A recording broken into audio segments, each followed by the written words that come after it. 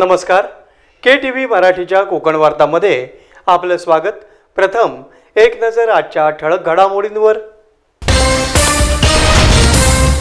घटनेने दिलेल्या अधिकाराचा प्रत्येक महिलेनं आपल्या हक्कासाठी वापर करणं काळाची गरज. रत्नागिरी जिल्हा विधी सेवा प्राधिकरणाचे सचिव आनंद सामंत यांचं प्रतिपादन. महाराष्ट्रातील सुमारे 14,234 ग्रामपंचायतींच्या निवडणुकींचा कार्यक्रम जाहीर. 15 जानेवारी रोजी होणार मतदान. आदर्श आचारसंहिता लागू. रत्नागिरी तालुक्यातील नाचणे, मिरजोळे, गणपतीपुळे, पावस, गोळप, कर्ला आदी प्रतिष्ठेच्या ग्रामपंचायत निवडणुकींकडे लागले सर्वांचे लक्ष. आणि कोरोनावर लस देण्यासाठी रत्नागिरी जिल्हा सज्ज. नामदार उदय सामंत यांनी घेतला आढावा. यानंतरच्या बातम्या अल्पशा विश्रांतीनंतर. समुंदर की गोद में पला है तू, अंगड़ाई लेते ही लहरें शुरू. आज यौवन की मस्ती छोड़, ले चलता हूं तुझे एक नए मोड़. आजा तुझे माँ पुकारे अब, छेड़ देते हैं बीच से कुछ शरारत हंसी. गले लगा ले उसे ए फकीर, इंतजार कर रहा है तेरा तो. चल दे देते हैं उसे फसल की खूबसूरती तो. आजा तुझे माँ पुकारे अब, मीलों आगे चलना है हमें. सिर्फ फसल नहीं, तेरे स्पर्श की चाह में बैठे हैं शहरों में भी कहीं. उनके मुख पे भी लानी है मुस्कान, उन्हें भी देनी है एक नई पहचान. आजा तुझे माँ पुकारे अब. फिनोलेक्स पाइप्स पहुंचाए पानी को अपनी माँ के पास. हाजी मोहम्मद साहेब ठाकूर ITI करंजारी पालीपासून जवळच रत्नागिरी कोल्हापूर हायवे लगत असलेल्या शासन मान्य Thakur ITI quality council of India मानांकित आणि डायरेक्टरेट जनरल ऑफ ट्रेनिंगची मान्यता प्राप्त ITI. 1 आणि 2 वर्ष कालावधीच्या ट्रेडसाठी प्रवेश सुरू. Civil draftsman, mechanical draftsman, electrician, mechanic, refrigeration आणि air conditioner, fitter, mechanic, diesel trades उपलब्ध. आमची वैशिष्ट्य: अनुभवी शिक्षक वर्ग, विद्यार्थ्यांकडे वैयक्तिक लक्ष, वायफाय कॅम्पस, सुसज्ज लायब्ररी, हॉस्टेलची सुविधा, प्रॅक्टिकल्ससाठी अद्ययावत वर्कशॉप्स, कॉम्प्युटर लॅब, नोकरीसाठी सक्षम मार्गदर्शन, तसंच रत्नागिरीपासून कॉलेजपर्यंत जाण्यासाठी बस सेवा. शासनाने निश्चित केलेली माफक प्रवेश फी. प्रवेश आणि अधिक माहितीसाठी 02352 2693 95 किंवा 8551 01 59 48 या क्रमांकावर संपर्क साधा. व्यवसाय शिक्षण क्षेत्रातील एक विश्वसनीय नाव ठाकूर ITI करंजारी, तालुका संगमेश्वर, जिल्हा रत्नागिरी. आणि आता वळूया सविस्तर वृत्तांताकडे. घटनेनं दिलेल्या अधिकाराचा प्रत्येक महिलेनं आपल्या हक्कासाठी वापर करणं काळाची गरज असल्याचं प्रतिपादन रत्नागिरी जिल्हा विधी सेवा प्राधिकरणाचे सचिव आनंद सामंत यांनी केलं आहे. तर आपण सर्वप्रथम हे जे आपल्याला जगण्यासाठी, आपल्याला अस्तित्व टिकवण्यासाठी, आपला विकास घडवून आणण्यासाठी काही अधिकार आपल्याला दिलेले आहेत, त्याला आपण मौलिक अधिकार म्हणतो. त्याच्यामध्ये समानतेचा अधिकार असू दे, त्याच्यामध्ये डिस्क्रिमिनेशन म्हणजे भेदभाव न करण्याचा आपला जो अधिकार असू दे, महिलांच्या बाबतीत महिलांना प्राधान्य देणं, या बाबतीत म्हणजे महिला हा दुर्बल घटक म्हणून समजला गेलेला आहे आपल्याकडे, कारण त्यांना पटकन पुढे येण्याची संधी नसते. त्याचप्रमाणे ट्रायबल कम्युनिटी आहे, त्यांचे काही अधिकार, हक्क हिरावून घेतले जातात. तर त्यांना त्यांचे अधिकार पटकन कसे मिळावेत याच्यासाठी सर्वप्रथम माहिती असणं आवश्यक असतं. जर आपण आपले अधिकार काय आहेत, आपल्याला हक्क कोणते गेलेले आहेत हे जर माहित नसेल तर त्याची अंमलबजावणी करण्याचं राहूनच जातं, फक्त ते कागदोपत्री राहतात. मग त्याच्यासाठी आपल्याला सर्वप्रथम जागरूक असणं आवश्यक आहे. रत्नागिरी जिल्हा विधी सेवा प्राधिकरणातर्फे नाखरे ग्रामपंचायतीच्या सभागृहात जागतिक मानव अधिकार दिनाचं आयोजन करण्यात आलं होतं. त्याची सुरुवात दीप प्रज्वलनानं करण्यात आली, तर कार्यक्रमाला उपस्थित असलेल्या व्यासपीठांवरील मान्यवरांचं स्वागत करण्यात आलं.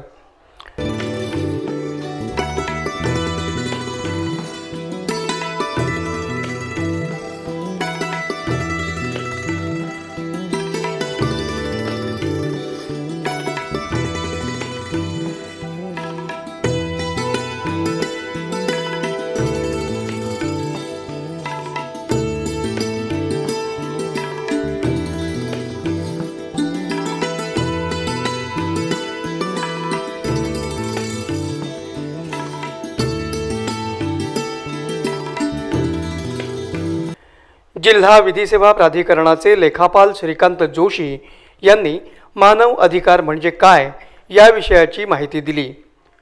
आणि मानवाधिकार म्हणजे काय? मुळात 1948 साली 10 डिसेंबर 1948 साली संयुक्त राष्ट्रांनी एकत्र येऊन मानवाधिकार म्हणून जाहीर केलं, दिन मानवाधिकार दिन म्हणून जाहीर केलं आणि त्याचा प्रत्यक्ष अंमल 10 डिसेंबर 1950 मध्ये हा दिवस मानवाधिकार दिन म्हणून साजरा केला जातो। स्वातंत्र्य म्हणजे तो जन्माला आला ज्या देशामध्ये किंवा ज्या गावामध्ये आला त्याला त्याचं तिथलं नागरिकत्व त्याला मिळतं। आज घटनेने दिलेले अधिकार आणि मानवाधिकार हा एकत्रच विषय आहे। स्वातंत्र्य हा महत्त्वाचा विषय आहे की पूर्वी आपण इंग्रजांच्या काळामध्ये पारतंत्र्यात होतो, त्यावेळेला आपल्याला कोणत्याही बाजू मांडता येणं किंवा बोलणं फार कठीण जात होतं, पण आज आपल्याला सगळ्या दृष्टीने स्वातंत्र्य आहे। व्यक्ती स्वातंत्र्य हा महत्त्वाचा विषय आहे। त्याचप्रमाणे आपण आपल्या राष्ट्रामध्ये कधीही कुठेही कसेही फिरू शकतो याचं स्वातंत्र्य आहे। मतदानाचा अधिकार आपल्याला मिळालेला आहे। त्याचबरोबर आपल्याला समजा या राष्ट्रात म्हणजे राष्ट्रीयत्व मिळण्यासाठी दुसऱ्या देशामध्ये गेलो तरी तिथेही आपल्याला ते प्राप्त होतं। म्हणजेच काय, हे कशाने आलं? ही सगळी राष्ट्र एकत्र येऊन त्यांनी हे जाहीरनामा काढला आणि त्या अनुषंगाने आज मानवाधिकार दिन म्हणून आपण साजरा करतो। नाखरे ग्रामपंचायतीच्या सभागृहात आयोजित कार्यक्रमामध्ये महिलांचे अधिकार या विषयाची चित्रफीत दाखवण्यात आली।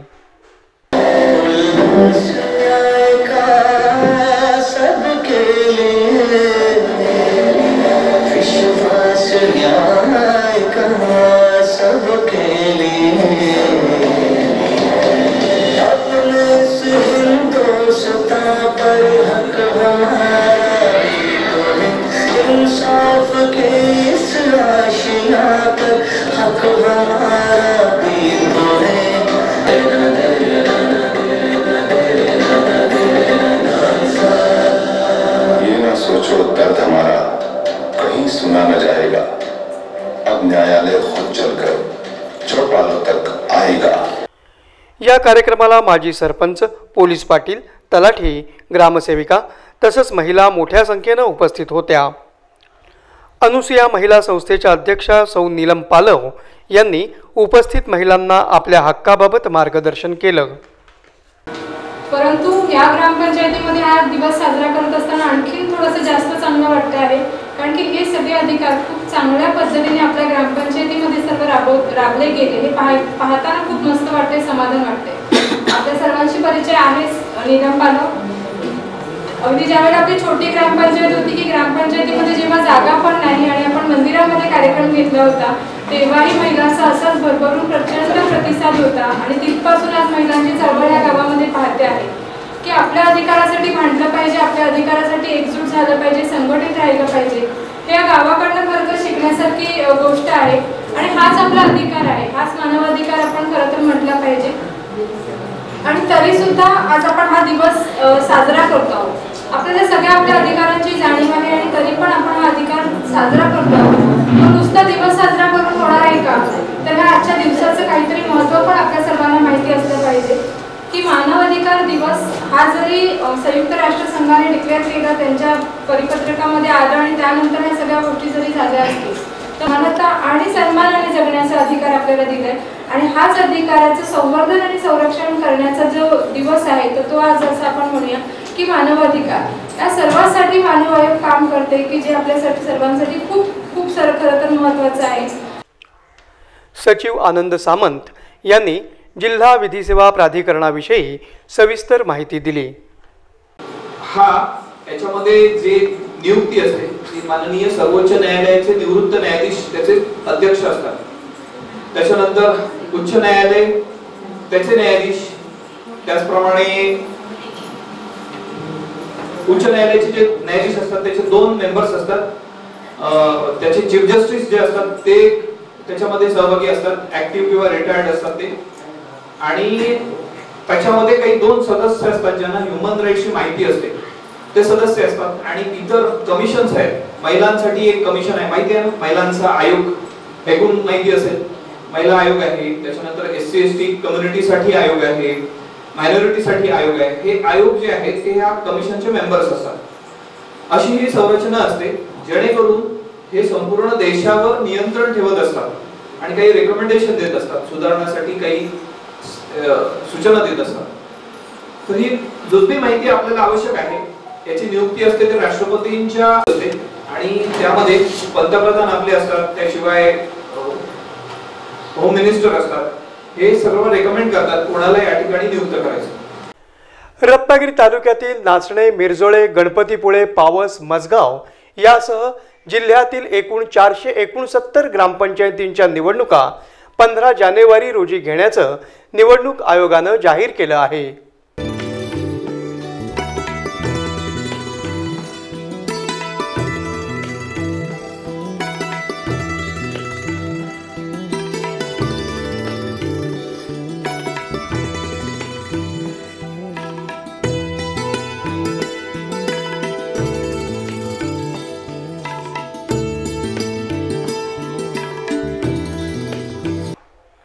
मार्च ते डिसेंबर 2020 अखेर मुदत संपणाऱ्या महाराष्ट्रातील 14,234 ग्रामपंचायतींच्या निवडणुका 15 जानेवारी रोजी होणार असून 18 जानेवारीला निकाल जाहीर केले जातील.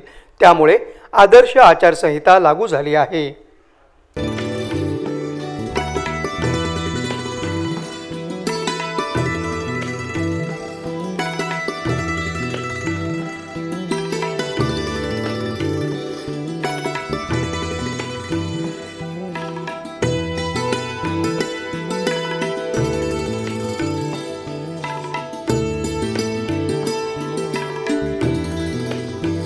रत्नागिरी जिल्ह्यातील 469 ग्रामपंचायतींच्या निवडणुकीत आता शिवसेना, राष्ट्रवादी आणि काँग्रेसची आघाडी होते की तिन्ही पक्ष वेगवेगळे लढणार हे लवकरच दिसून येईल. परंतु भाजपने मात्र एकला चलो रेचा नारा देत मैदानात उतरण्याचं जाहीर केल्यानं ग्रामपंचायतींच्या निवडणुकीत चुरस होण्याचे संकेत प्राप्त झाले आहेत. आज तरी रत्नागिरी जिल्ह्यातील ग्रामपंचायतींवर शिवसेनेची एकहाती सत्ता आहे हे कोणीही नाकारू शकत नाही.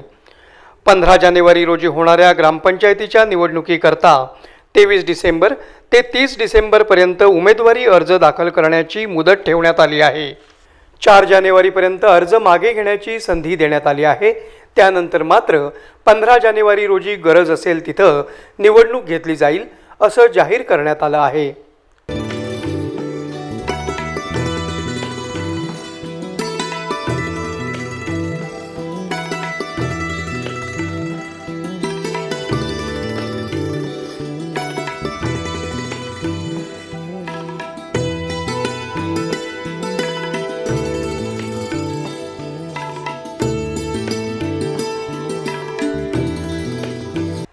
रत्नागिरी तालुक्यातील प्रतिष्ठेच्या समजल्या जाणाऱ्या नाचणे, मिरजोळे, कर्ला, काळबादेवी, गणपतीपुळे, कोतवडे, गोळप, चांदेराई, नाणीज, मसगाव, सैतवडे आदी ग्रामपंचायतींवर शिवसेनेची सत्ता असल्यानं आता या सर्व निवडणुकांमध्ये नामदार उदय सामंत, खासदार विनायक राऊत, जिल्हा प्रमुख विलास चाळके, तालुका प्रमुख बंड्या साळवी यांची कसोटी लागणार आहे. कोरोनावर देण्यात येणाऱ्या लसीकरणाची रत्नागिरी जिल्ह्यात युद्ध पातळीवर तयारी आणि नियोजन सुरू असल्याची माहिती उच्च व तंत्र शिक्षण मंत्री नामदार उदय सामंत यांनी दिली आहे. सगळ्यात महत्त्वाचा टप्पा आपण येऊन पोहोचलो तो म्हणजे आता लस, आणि ती लस कशा पद्धतीने द्यायची त्याच्याबद्दल दोन्ही जिल्ह्यामध्ये कशा पद्धतीची तयारी झालेली आहे. काय काय प्रशासनानं कामकाज केलं तर काल जिल्हाधिकारी साहेबांनी देखील आपल्याला सांगितलं असेल की अतिशय चांगल्या पद्धतीनं प्रशासनानं लसीच्या बाबतीमध्ये जय्यत तयारी केलेली आहे. आम्हाला सगळ्यांना असं अपेक्षित आहे की जानेवारीच्या एंडपर्यंत ही लस प्राप्त होईल असं एकंदरीत चित्र दिसतंय. आणि पहिला टप्पा जो आहे लसीचा तो आरोग्य खात्याचे जेवढे कर्मचारी फ्रंटलाईन लेवल कोविडमध्ये काम करत आहेत म्हणजे डॉक्टर्स असतील, नर्सेस असतील, ब्रदर्स असतील, त्यांचा कर्मचारी वर्ग असेल, आता जी आकडेवारी जवळजवळ 15,000 लोक जी आहेत जी आरोग्य म्हणजे त्याच्यामध्ये आशा वर्कर आहेत, मग अंगणवाडी सेविका आहेत, तर हा आकडा 15,000चा आहे. आणि तोच आकडा सिंधुदुर्गामधला 10,000चा आहे. तर अशा पहिल्या टप्प्याची लस जी द्यायची आहे त्याची देखील तयारी प्रशासन म्हणून जिल्हाधिकाऱ्यांच्या नेतृत्वाखाली पूर्ण झालेली आहे. 16 लाख व्हॅक्सिन स्टोअर केली जातील एवढी आपली कोल्ड स्टोरेज रत्नागिरीमध्ये आहे आणि 8 लाख कोल्ड स्टोरेजमध्ये ठेवलं जाईल एवढी सिंधुदुर्गीची कॅपॅसिटी आहे. त्याच्यामुळे जेवढं व्हॅक्सिन येईल तेवढं देण्याची कॅपॅसिटी प्रशासनानं ठेवलेली आहे. तेवढी यंत्रणा त्यांची सज्ज आहे, त्यांचे डॉक्टर्स सज्ज आहेत. PSC सेंटरवर त्यांनी यंत्रणा सज्ज केलेली आहे. आता मी डिसेंबर एंड जे सांगितलं हे आमच्या अंदाजानं सांगितलं. मला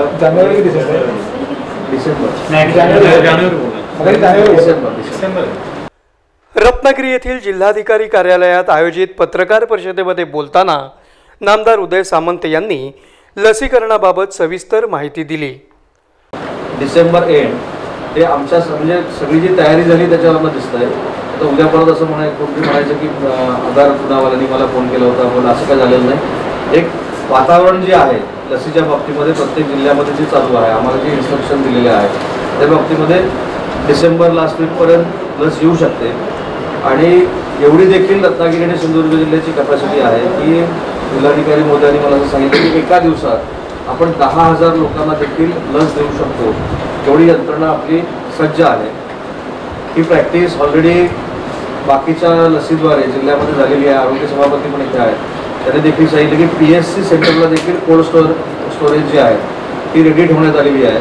त्याच्यामुळं लस येण्याची वाट फक्त प्रशासन बघतोय. लस आल्यानंतर ती कशा पद्धतीनं दिली पाहिजे, कोणाला दिली पाहिजे याचा प्रोटोकॉल शासन आणि केंद्र शासन करतं. पण लस देण्यासाठी पूर्ण प्रशासन सज्ज आहे आणि त्याच्या निमित्तानं आजची ही आढावा बैठक होती. दुसरी महत्त्वाची गोष्ट अशी आहे की उद्यापासून या जिल्ह्यामध्ये किमान 1,500 ते 2,000 टेस्ट होतील अशा पद्धतीची एक यंत्रणा संपूर्ण प्रशासनानं उभारलेली आहे. हीच यंत्रणा सिंधुदुर्गामध्ये जवळजवळ 750चं टार्गेट करण्यात दिलेलं आहे. त्याच्यामध्ये 60% अँटीजेन टेस्ट आणि 40% स्वॅब टेस्ट. म्हणजे आपल्याकडे पण ज्या 2,000 टेस्ट आपण करणार आहोत त्या 60% या अँटीजेन असतील आणि उर्वरित त्या स्वॅब टेस्ट असतील. आणि त्याच्यातनं जास्तीत जास्त रँडमली आपण या टेस्टिंग करून नक्की आपला रेट काय आहे, पॉझिटिव्हिटी रेट काय आहे ते देखील आपल्याला कळणार आहे. दरम्यान मिऱ्या कोल्हापूर नागपूर महामार्गावरील Ratnagiri Salvi stop JK file शेजारी TRP ते कुवारबावपर्यंत रस्त्यालगत उभारण्यात आलेली सर्व अनधिकृत बांधकामं, टपऱ्या, खोके तातडीनं उठवण्याचे आदेश आपण दिले असल्याचं नामदार उदय सामंत पत्रकारांजवळ बोलताना म्हणाले. चव्हाण साहेब, माझी भूमिका ही आज एक आणि उद्या एक नसते.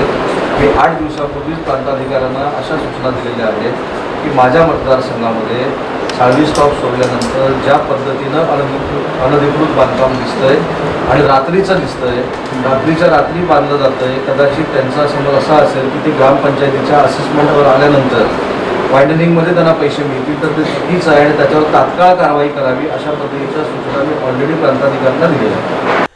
रत्नागिरी इथं लाला कॉम्प्लेक्समध्ये नव्यानं सुरू झालेल्या अन्सार जेनेरिक मेडिसिन स्टोअर या स्वस्त औषधी सेवेचा शुभारंभ नगरसेवक सुहेल मुकादम यांच्या हस्ते करण्यात आला.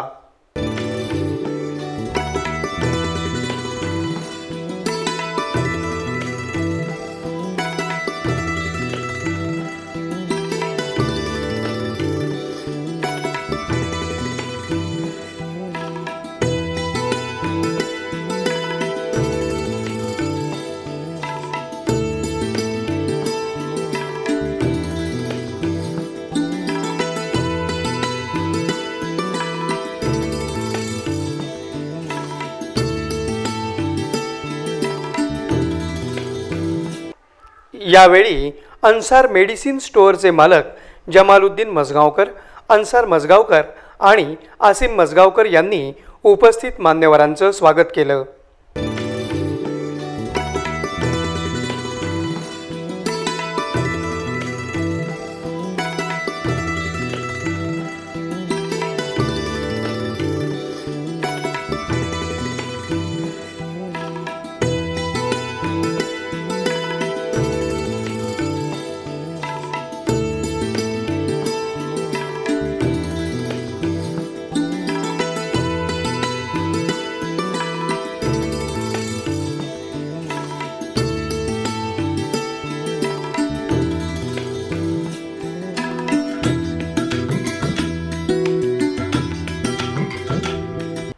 या प्रसंगी आयोजित कार्यक्रमात नगरसेवक सुहेल मुकादम यांनी अंसार मेडिसिन स्टोअरला शुभेच्छा दिल्या। अंसार जनरल मेडिकल को मुबारकबाद देता हूँ और खुशी की बात यह है कि ये हमारे वार्ड में हो रहा है और लागाबोंग केस में हो रहा है। ज़्यादा से ज़्यादा लोगों ने आप देख रहे हो कैसी लाइफ स्टाइल चल रही है सबकी। आज जो दवाई की कीमतें बढ़ रहे हैं वो हिसाब से आप देखने गए तो जेनरिक में आज बहुत सारे लोगों के लिए फायदेमंद है और वो दवा का रिजल्ट भी अच्छा आ रहा है। आप सब सेहतमंद रहे, खुशहाल रहे, यही दुआ करता हूँ इंशाअल्लाह। दरम्यान जेनेरिक मेडिसिन हे स्वस्त औषध असून त्याचा लाभ सर्वांनी घ्यावा असं आवाहन जेनेरिक प्लसचे जिल्हा प्रमुख मोहन वाघळे आणि समीर जेनेरिक मेडिकलचे मालक समीर शेख यांनी केलं। सांगायचं म्हणजे जनरिक म्हणजे काय, तर जनरिक म्हणजे basic molecular of any medicine. समजा तुम्हाला जर क्रोसिन घ्यायची असेल तर क्रोसिनची आजची जी मार्केट व्हॅल्यू ही समजा 25 रुपये स्ट्रीप असेल, पण ती पॅरासिटामॉल ह्या नावाने जर आम्ही जनरिक आम्ही तुम्हाला सप्लाय करतो आणि त्याची व्हॅल्यू फक्त 10 रुपये आहे। आता क्रोसिन आणि पॅरासिटामॉल दोघांची जी कार्यक्षमता आहे काय ती अगदी सारखीच आहे, इफिकसी दोघांची सारखीच आहे। आता अंसार मेडिकल हे आम्ही रत्नागिरीमध्ये जे सुरू केलं आहे त्याची शाखा आहे 977वी आणि आता रत्नागिरीमध्ये आणखी एक शाखा होते, त्याचा नंबर 1057 होते इथे। आणि रत्नागिरीची जी सुरुवात झाली ती समीर साहेबांनी सुरू केलेली होती। तर मी असं म्हणतो की समीर साहेबांना फक्त 2 मिनटं बोलण्याचं द्या। नमस्कार, माझं नाव समीर शेख। आपले मेडिकल सर्व्हिस उत्सव सेवा जनरिक मेडिकल हे मारुती मंदिरला आहे आणि आज आमच्या मेडिकलला 2.5 वर्ष पूर्ण झालेली आहेत। पण ह्याच्या मागचं जे मेन काही जे श्रेय आहे ते आपले सिनियर मोहन वाघळे यांना जातं, बिकॉज त्यांनी आम्हाला चांगलं गायडन्स केलं की जेनरिक आणि ब्रँडेडमध्ये काय तफावत असते, जेणेकरून आपण जास्तीत जास्त गरजू लोकांना कमी पैशामध्ये चांगली औषध देऊ शकतो। तर त्याच्या मागचं जे मूळ होतं की जेनरिक आणि ब्रँडेड ते आम्ही समजून घेतलं आणि त्याच्या मागे आमच्या सरांनी आम्हाला खूप सहकार्य केलं आणि त्याच्यामुळे आज मला आनंद होतो की आज आपले 2,500च्या वरती मंथली कस्टमर जे आहेत, ज्यांना गरजेची BP आणि शुगरचे गोळ्या आहेत ते आपले मंथली घेतात आणि आपले पैसे वाचवतात, प्लस आपलं ट्रीटमेंट पूर्णपणे करतात। या उद्घाटन सोहळ्याला गजाला शेख, नजीरुद्दीन वस्ताद, अब्दुल हमीद होडेकर, यासिन कोतवडेकर, डॉक्टर तौसिफ गांगू, डॉक्टर सेम्मी गांगू, खलील सोलकर, इलियास साखरकर आदी मित्रपरिवार उपस्थित होता। पुन्हा एक नजर आजच्या ठळक घडामोडींवर। घटनेने दिलेल्या अधिकाराचा प्रत्येक महिलेनं आपल्या हक्कासाठी वापर करणं काळाची गरज। रत्नागिरी जिल्हा विधी सेवा प्राधिकरणाचे सचिव आनंद सामंत यांचं प्रतिपादन। महाराष्ट्रातील सुमारे 14,234 ग्रामपंचायतींच्या निवडणुकींचा कार्यक्रम जाहीर। 15 जानेवारी रोजी होणार मतदान। आदर्श आचारसंहिता लागू। रत्नागिरी तालुक्यातील नासणे, मिरजोळे, गणपतीपुळे, पावस, गोळप, कर्ला आदी प्रतिष्ठेच्या ग्रामपंचायत निवडणुकींकडे लागले सर्वांचे लक्ष। आणि कोरोनावर लस देण्यासाठी रत्नागिरी जिल्हा सज्ज। नामदार उदय सामंत यांनी घेतला आढावा। याबरोबरच आजचं हे बातमीपत्र संपलं। पुन्हा भेटूया पुढील बातमीपत्रात, तोपर्यंत नमस्कार।